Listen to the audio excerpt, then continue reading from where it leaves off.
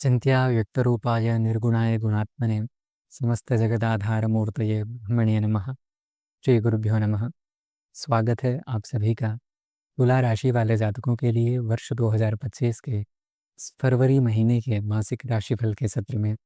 आज की इस वीडियो के माध्यम से तुला राशि वाले जातकों के लिए आर्थिक, सामाजिक, दाम्पत्य जीवन, करियर, शिक्षा, संतान आदि सभी क्षेत्रों से संबंधित विषयों पर क्या शुभाशुभ परिणाम इस फरवरी 2025 के महीने में प्राप्त होने वाले रहेंगे, इसी विषय विशेष पर चर्चा करेंगे। क्या सावधानियां यहाँ पर किन क्षेत्र विशेषों में फरवरी 2025 के महीने में आपको रखनी चाहिए तथा किन कार्य विशेषों में आपको और भी ज़्यादा एफर्ट लगाने चाहिए, प्रवृत्त होना चाहिए। इन उपायों के माध्यम से इस फरवरी 2025 के महीने को और भी ज़्यादा शुभद बनाया जा सकता है, आदि सभी विषयों पर यहाँ पर संक्षेप में जानने का प्रयास करेंगे। एक विनम्र अनुरोध वीडियो के प्रारंभ में आपसे यही रहेगा कि राशिफल क्या होता है, इससे संबंधित मैंने एक वीडियो बनाया हुआ है, क्योंकि एक ही राशि के समग्र संसार में करोड़ों लोग हैं। क्या सभी के ऊपर यह राशिफल समान रूप से घटित हो सकता है? सोच करके देखिए, कदापि संभव ही नहीं है। अतः यह राशिफल आपको आपके जीवन में किस प्रकार से प्रभावित करता है, क्या क्या जो है सूत्र है अथवा किस प्रारूप में यह जो राशिफल है आपको अपने जीवन में आत्मसात करना चाहिए, आदि सभी विषय ही वहाँ पर इस वीडियो में बतलाए जाएंगे। तो लिंक डिस्क्रिप्शन में है, वीडियो के अंत में जा करके उस जानकारी को भी देख सकते हैं। आरंभ करते हैं यहाँ पर आपके राशिफल का। यदि आप देखेंगे तो यहाँ पर एक गोचर की कुंडली बनी हुई है, जिसमें कि यहाँ पर जो 7 संख्या लिखी हुई है, यह आपके लग्न भाव का द्योतक है। लग्न भाव से देहस्य सौष्ठवं स्वास्थ्यं स्थितिश्रेयो वपुः सुखम जयो वपुश्च तत्सर्वं चिंतनीयं विलग्नतः, इस प्रकार से विचारणीय विषय है। अर्थात शारीरिक आरोग्यता, शारीरिक शांति, पुनः सुख दुख कष्ट, धन ऐश्वर्य संपदा आदि सभी चीज़ें आपके लग्न भाव से विचारणीय हैं। जो आपके लग्नेश हैं वह शुक्र है। आप देखेंगे तो यहाँ पर शुक्र जो है षष्ठ भाव में जाकर के विद्यमान है, भले ही अपनी उच्च राशि के हैं, किंतु शुक्रः खास्तरि पूर्ण विहाय शुभदः, ऐसा कहा गया है। अर्थात शुक्र 6, पुनः 10वें और 7वें इन 3 स्थानों में गोचर में शुभ परिणामों को नहीं देते हैं।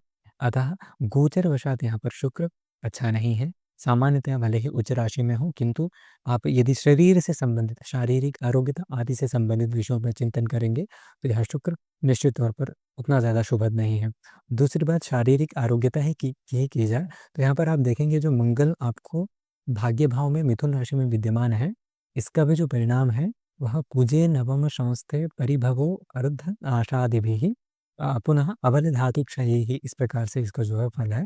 अर्थात यह भी शारीरिक आरोग्यता को न देने वाला है, अर्थात शारीरिक आरोग्यता में हानि क्या पहुंचाने वाला है।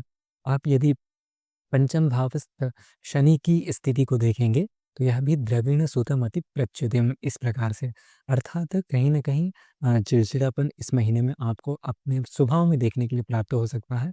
दूसरी बात, जिस एनर्जी से तो जिस जो है उत्साह से आप काम कर रहे थे, वह एनर्जी कहीं न कहीं इस फरवरी 2025 के महीने में आपको अपने अंदर समझ में नहीं आएगी।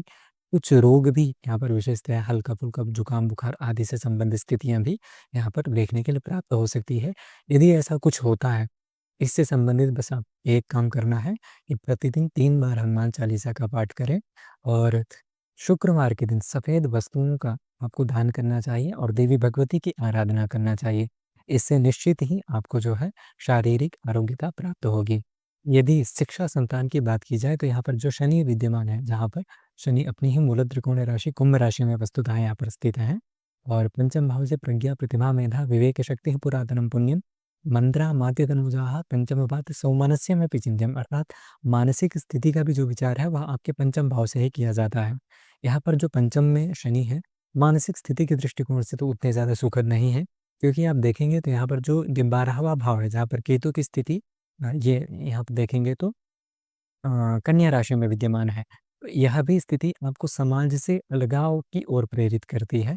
भले ही अध्यात्म की ओर आपकी प्रवृत्ति हो, किंतु 12वें भाव का केतु एंजाइटी यदि आपकी व्यक्तिगत जन्म कुंडली में भी नहीं है, अच्छा नहीं है, एंजाइटी, पुनः व्यर्थ का चिंतन, नींद न आना आदि से अधिक सोच रखना आदि स्थितियों को जो है उत्पन्न करने वाला है। अतः जो मैंने आपको प्रारंभ में ही कहा कि 1 बार अथवा 3 बार प्रतिदिन हनुमान चालीसा का पाठ करें, वह जो स्थिति है आपको यहाँ पर शारीरिक एवं मानसिक आरोग्यता को प्रदान करने वाली रहेगी। जो छात्र वर्ग है, कंसंट्रेट अच्छा कर पाएँगे क्योंकि शनि यहाँ पर आपके पंचम भाव में अपनी ही स्वयं की मूल त्रिकोण राशि में विद्यमान है।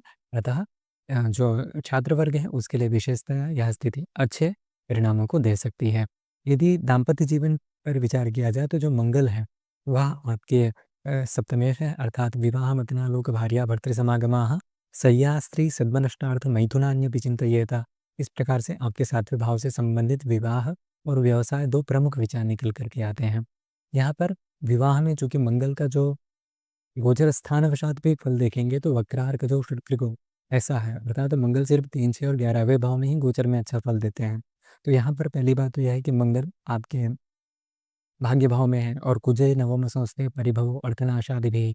अतः कुछ धन का जो है खर्च विशेषतः यहाँ पर आपके लिए समझ में आता है। हो सकता है कुछ धार्मिक क्रियाकलापों में, कुछ लंबी दूर की यात्राओं में यहाँ पर दंपति के साथ आपके लिए यह जो खर्च है वह निकल कर के आता हुआ समझ में आए। दूसरी बात यह है कि व्यवसाय के दृष्टिकोण से भी कोई उतनी विशेष सुखद स्थिति यहाँ पर आपके लिए नहीं समझ में आती है। यदि व्यवसाय में इन्वेस्टमेंट करना चाहते हैं तो विशेषतया इस फरवरी 2025 में थोड़ा धैर्यपूर्वक रुक जाएँ, अगले महीने मार्च आदि में इस स्थिति पर विचार किया जाए तो ज़्यादा बेहतर रहेगा। करियर से संबंधित स्थिति पर विचार की जाए तो यहाँ पर देखेंगे जो दशम भाव है, देवालय, नगरसभा, मार्गालय, दास सर्वकर्माणि, आज्ञालंबनमेतत् सर्वं चिन्त्यं हि दशमेन।